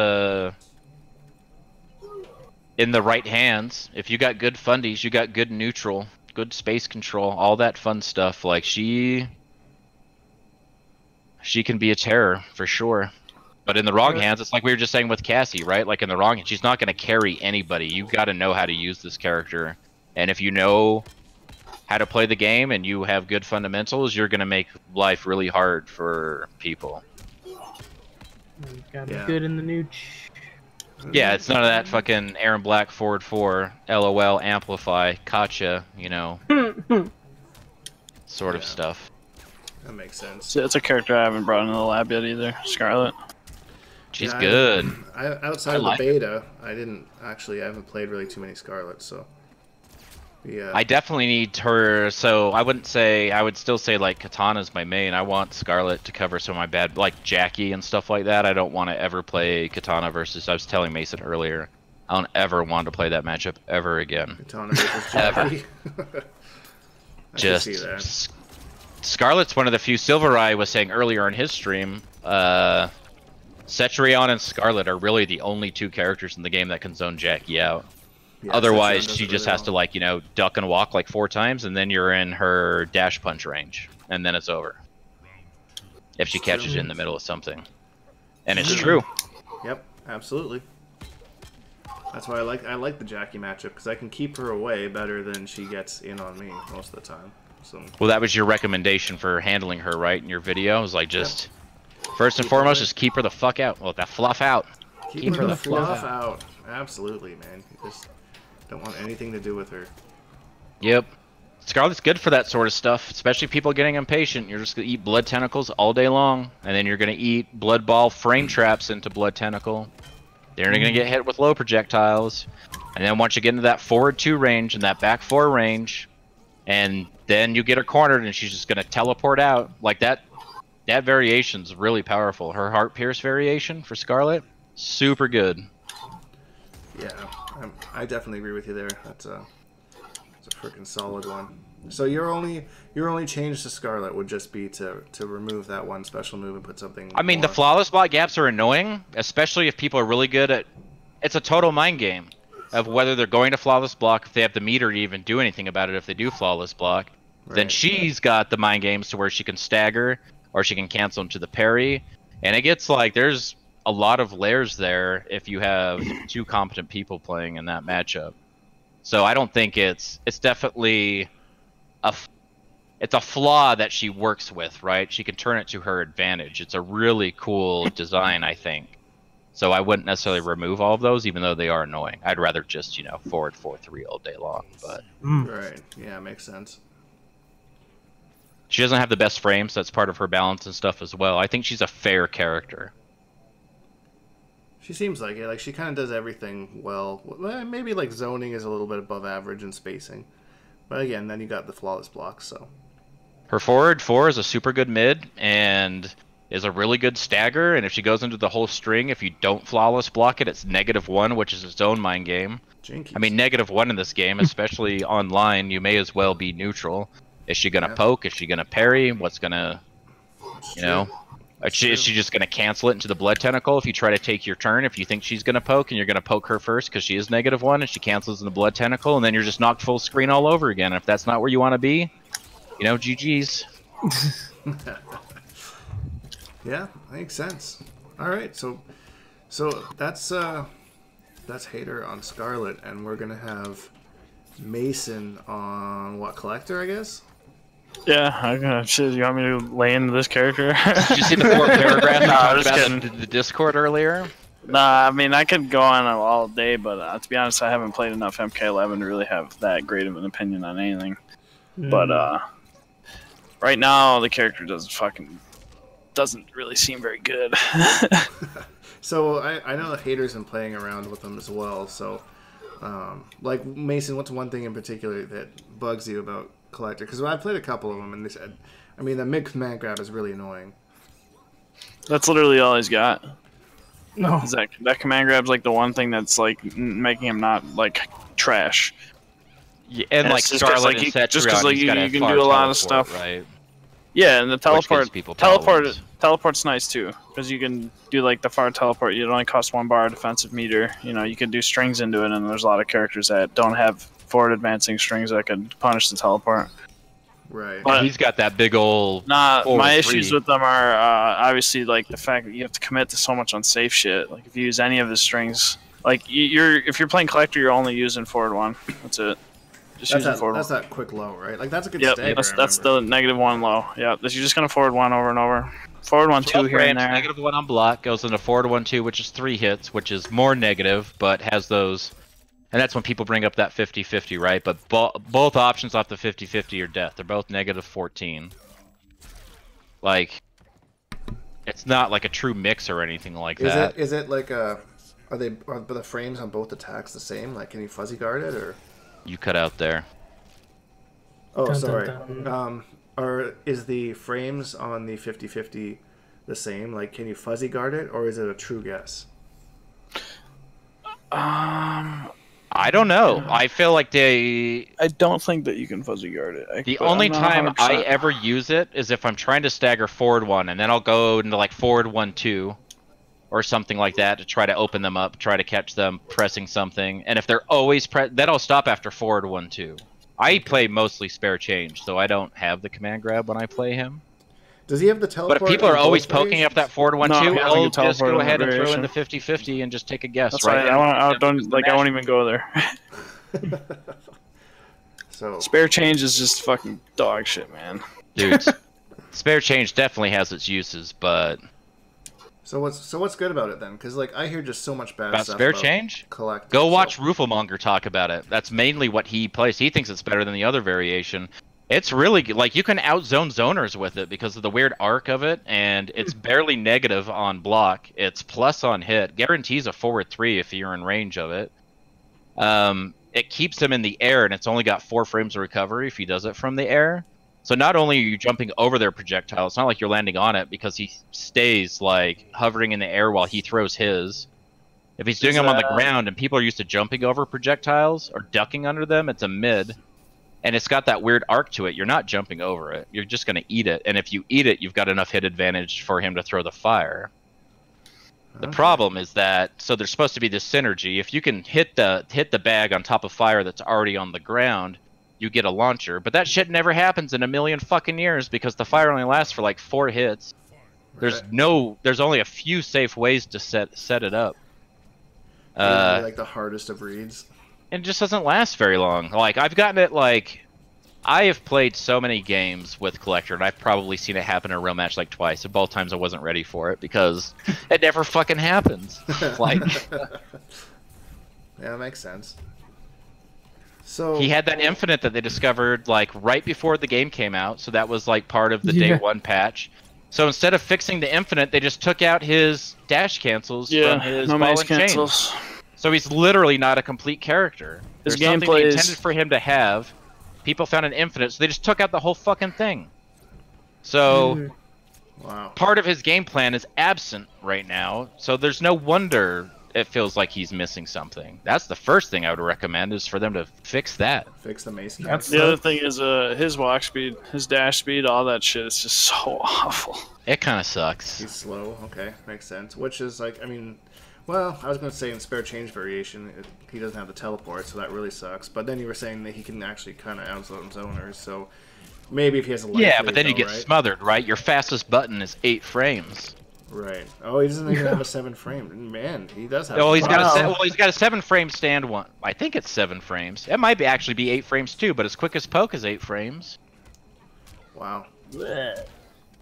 He can get super smothered, but he's got good mids. He's got a 10 frame mid, so if you get that hit and people try to mash out of it, you're gonna eat his back too, for sure. Okay. 10 frame mid, super good.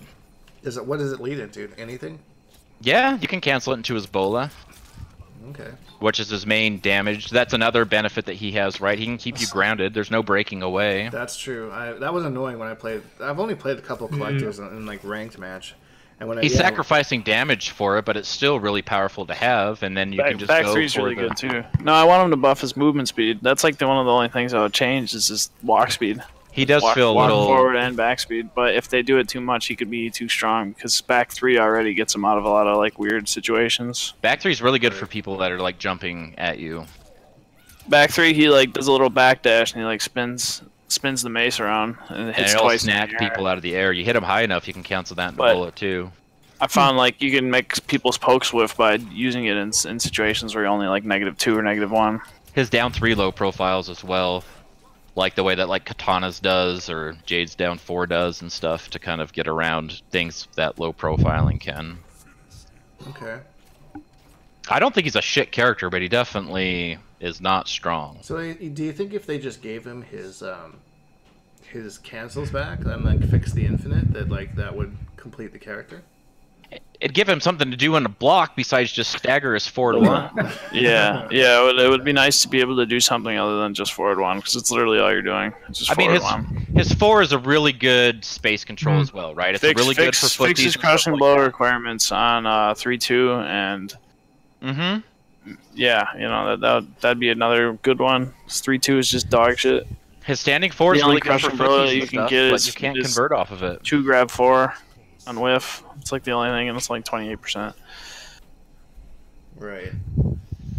I don't know, dude. No, you can dash in for like a 1-3 into bola and time like a 4-2-2. It's really annoying. Like, it's not one of those. I feel like some characters, the timing is really liberal, right? Like, it's not a tight window to land your conversion off like an up 2 or something. Off 2, 3, 4? You can't do anything. No, I thought you said 2, 3, 4 off of his crushing blow, off his 3-2 crushing blow. Sorry. All right, so lots lots of work to be done with the collector. Well, if you stop that early, just the 2 throw, going, it's a restand, but 0. He can make And a whole it's not podcast. like he's got a fast button to challenge that. I mean, I'm interested in hearing about it because this is like the most Masons talk the whole fucking time. So, Man. I don't know. Okay, so I guess with Cetrion in the variation that I play, I don't play spring cleaning, and I haven't really even tried it. So, I'm not gonna speak to that one. And I don't, from what I've seen, I don't think it needs any changes. But I'm not qualified in that department.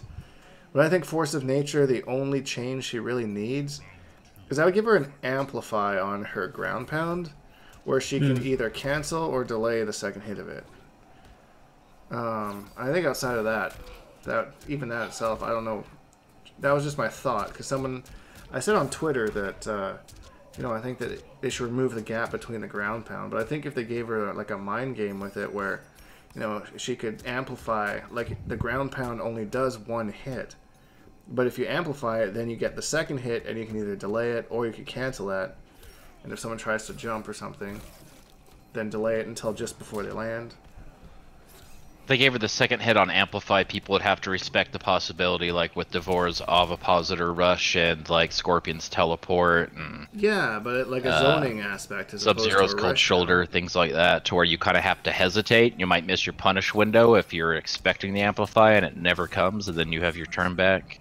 Yeah, exactly. And then she's using a bar meter for it, so I mean, it would be a little powerful, but it wouldn't be broken, I don't think, to have that option. Where I see it becoming maybe a problem is if she's using it in her strings, like to cancel and stuff. But I think if they did the frame data properly, where she's not plus on any cancels, then I think that would balance it out.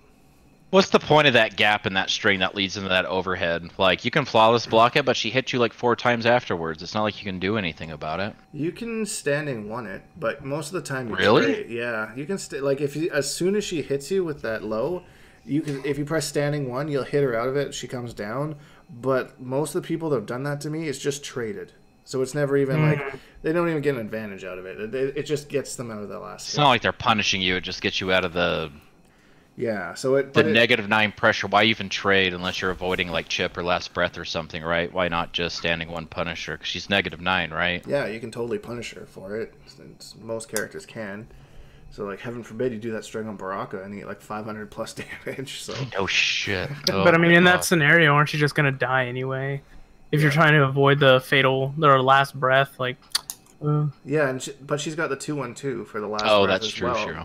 It's like safe, and like 4 hits. So I mean, she doesn't have to do the overhead if she's looking for that. So I don't know. I think as a character, I think that variation is severely underlooked.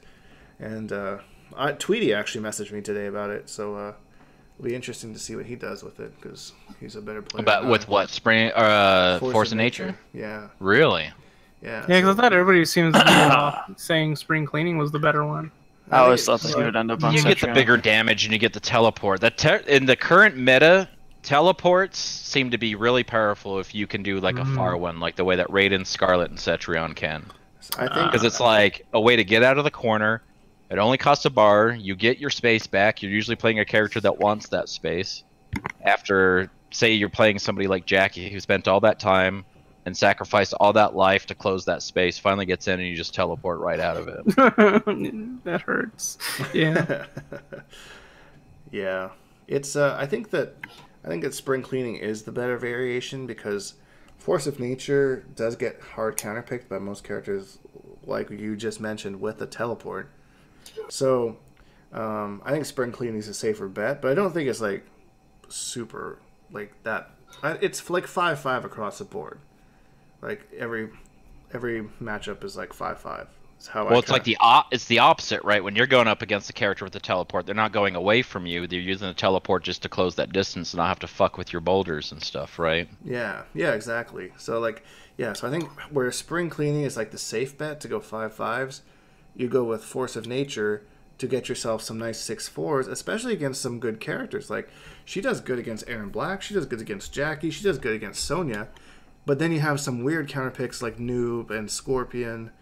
that are, and to some point, Collector if he uses his teleport properly, because although her projectiles are good, I mean, his teleport right next to you, they're really slow. So he can react, teleport, and then punish you for it, especially with the command grab. So I don't think that's a winning matchup for Collector. I think it's a 5-5, but it's just something that I don't know, it's interesting to me. So I don't know. That would be the only change I would do for Cetrion. Is there anything in her arsenal, her special moves that aren't part of the tournament variations you'd like to see, or that you would trade? Trade like the Boulder Cancel for something, or your Stonewall that you can move around the screen? Would you sacrifice that for any of the other abilities that she's got chilling? She's got this fire ring that I think does damage over time that I think could be good in her zoning variation. If you took out the rock cancel, the boulder cancels, I think that might be nice. A nice switch out, but I don't know. I haven't messed around too much with those moves yet. I've just been like grinding for events and whatnot, so I don't feel authorized to speak on those ones. But I have been thinking about making some custom variations, so maybe I'll play around with that a little bit more. Apparently Mustard's been toying around with those on his stream and getting everyone all excited about them. I haven't really looked into them much at all either. Yeah. Scarlet's I messed around with a bunch in like the beta and stress test, and nothing seems to change. Like they're all still in there. Right. I think her tournament variations are...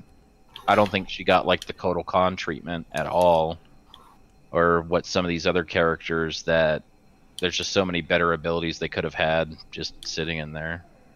Right. That aren't part of the tournament variations. A lot of wasted space, so hopefully that's what they've been working on to kind of make the tournament variations better and the characters stronger, and not just kind of trying to balance the shitty tournament variations it gave us. But who knows? NRS has gotten a lot better over the years at balancing, so I think this is the most balanced a game has been on release, I think, that they've ever done. So oh yeah, like this dude saying in the chat, she gets that 4 throw crushing blow if she's got a ring out, if they're in the ring.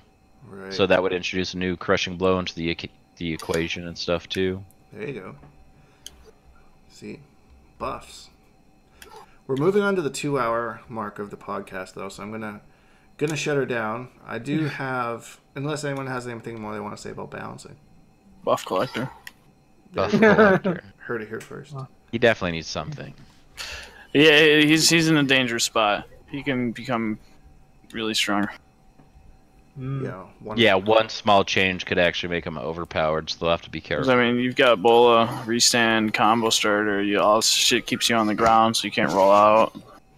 Depending on what they do, it could be bad. But his walk speed definitely needs something, so he just gets fucked in the neutral.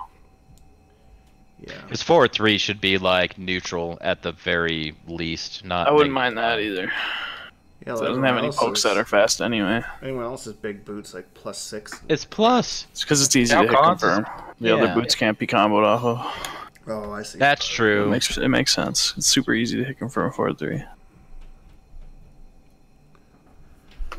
All right, so I have an announcement.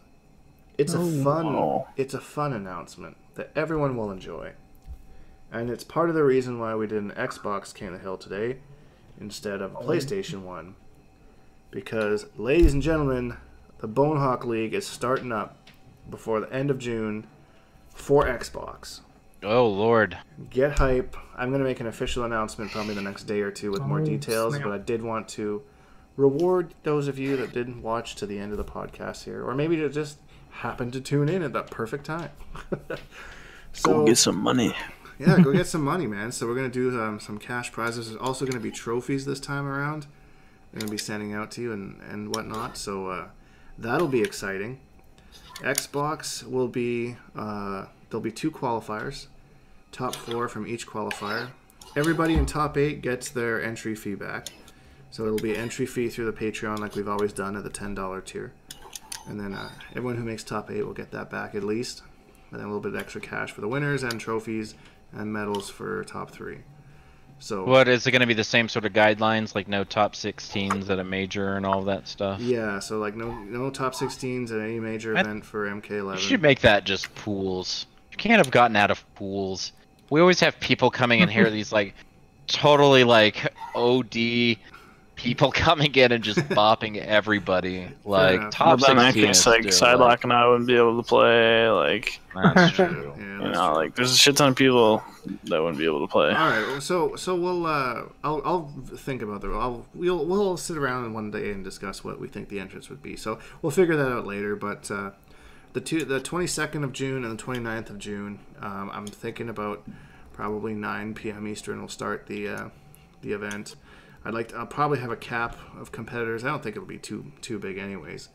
But yeah, so top 4 from each week will go into the top 8 finals, and then top 8 finals will be date to be determined. And then in July, we will do the same thing for PlayStation.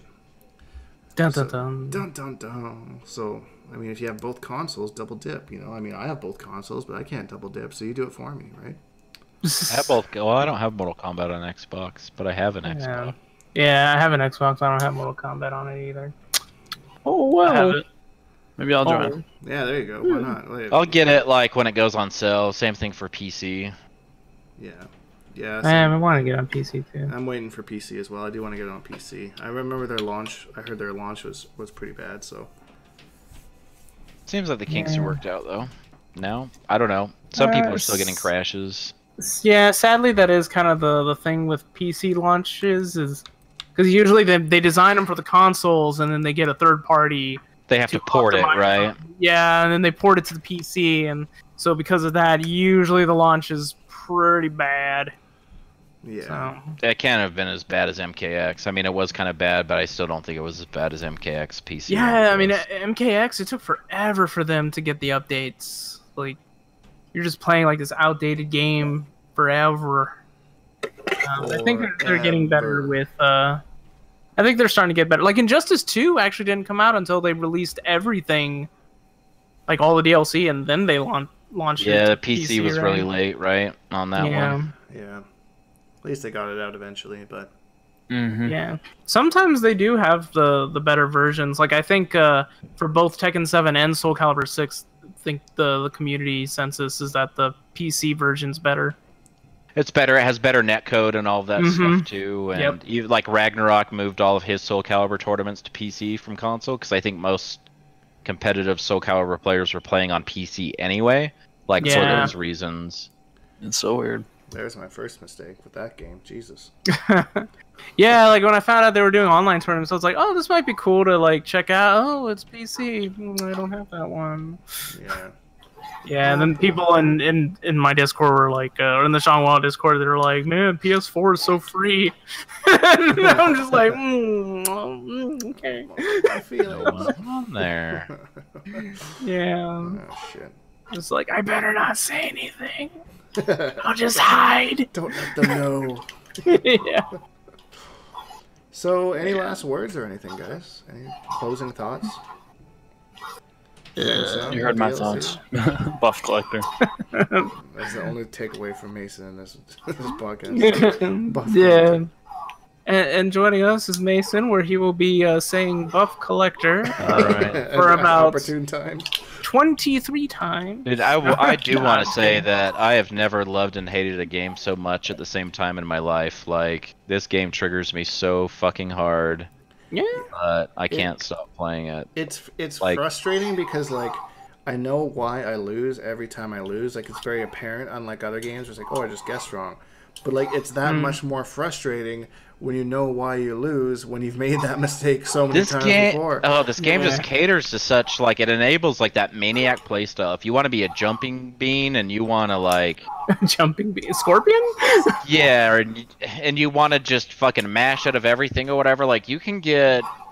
You have to be tight with your hit advantage and stuff like that. People will just mash out of anything, and I can't even tell you, even when I do win the trade, and I'm just beating people out of down two, it's just people mashing down two and down one on hit, down three on hit, neutral jumping on wake up, which totally fucks Katana.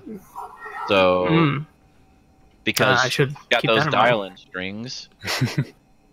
Yeah. And so you just catch her in the recovery. Even if she clips you, you neutral jump, I knock you down, and you're not going to wake up, not with an up 3 or an up 2 or roll or anything like that. I go into a back 2-3-1. You neutral jump. The first hit of that will clip you and knock you down, but the hit advantage is so minuscule that you can get up off the ground, and I'm still in my string, and you can full combo punish me for it. Like, it makes me so mad. The neutral jumping is really strong in this game. Really Neutral is, jump man. is king. I don't have to worry about that much because I'm Cetrion, and her standing one. The box is just so stupid. Anti-air everything. Her standing one's way good. You I'm- see I'm- Dragon really capitalizing on that too when he plays. And then he goes online and complains about anti-airs. I'm like, Dragon, you're playing a character with like the best anti-air in the game. Like, what are you talking about? The jump 3s, once it's already coming in, right? Like the hitboxes are so big. Yeah, the knockdown jump 3s are kind of annoying, but I mean, there are options, and some of those I find I have better luck low profiling, finding a low that like Cetrion's down 4, just drops her hitbox, and then she doesn't have to worry about it. But again, I mean, I like it. I like it more than I'm enjoying it more than MKX. It's my favorite NRS game to date for sure. It's a lot I of fun. agree. I mean, it's at the bottom of the list, but I haven't found a character I enjoy, so it's a huge part of it.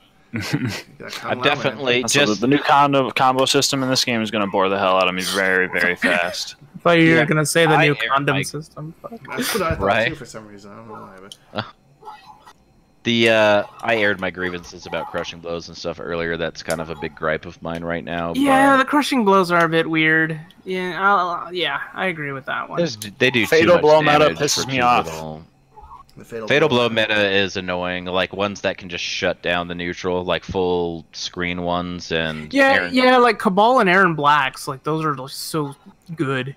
I mean, Cabal you can at least punish on block. Aaron Black, what are you gonna do? Yeah, he yeah, did it full that's- screen away. Same with Frost, stuff like that. Gearus, ones like that. And then if you don't have one like that, there's still like the counter poke meta, people counter poking with fatal blows. Like when it's down to the wire, and it's just you have to respect it, and then you just eat a throw or something instead. Yeah, Because I mean- you're just respecting the fatal blow.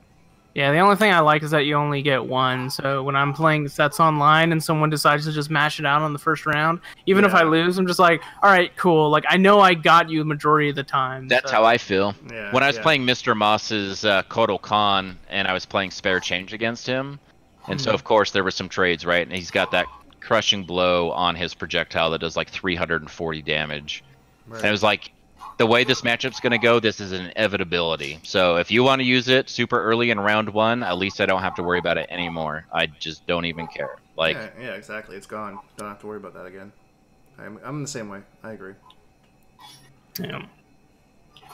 Well, guys, another good podcast. Wrapped up. Sorry, I couldn't be of much help with this one. I really don't know anything we're happy about to it. have you. You Okay, did 11. good. Yeah, man. I honestly enjoyed that. Catch me when I get more into the game. I'm getting there. I've been playing the last couple of days, guys. There you go. I also enjoyed your pinhead quote. Apparently. Yeah! yeah. I'm so excited you're familiar with the Hellraiser franchise, mate. Super impressive. Super impressive.